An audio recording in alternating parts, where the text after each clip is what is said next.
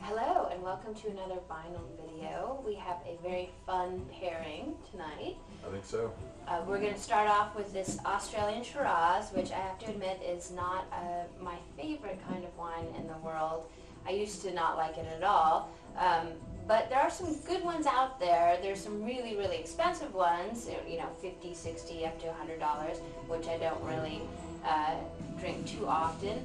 But there are also these, which are like the ones in the $15 to $20 range that are actually made from smaller production wineries that can be really nice. Australia gets a bad rap because of, you know, wines like Yellowtail, all these wines that have animals on the label that tend to be mass production, and, you know, they're cheap and sometimes they're a little crappy. But this is a nice one. This is Cooralook Winery. It's in Victoria.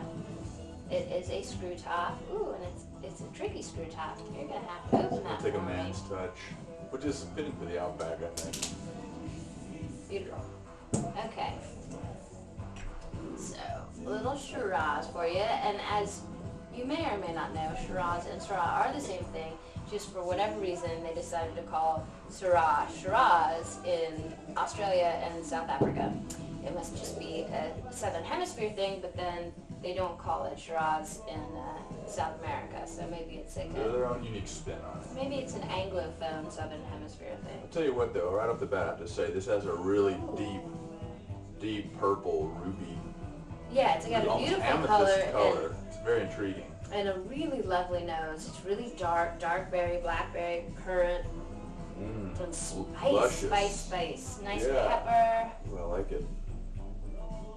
Yeah, it's not so bad, Australian Shiraz. It gets a bad rap, but they can be really nice.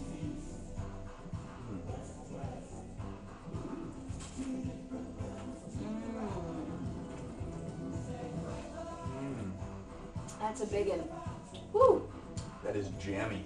It's jammy, but like dark jammy, currant and blackberry jammy.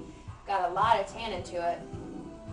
Nice, like black pepper, nice earthy undertone. It's definitely like this wine would be fantastic with lamb.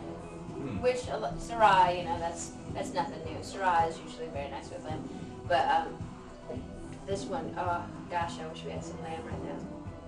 But we're not here to pair it with food. We're here to pair it with records.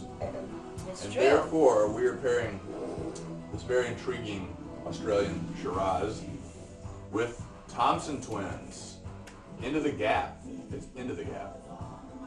From 1984. Everyone knows this album. It's a real throwback. Has two absolute classic 80s songs on it. Doctor, Doctor. Who cannot be intrigued and mesmerized by that classic. And also Hold Me Now. Oh yeah, good stuff.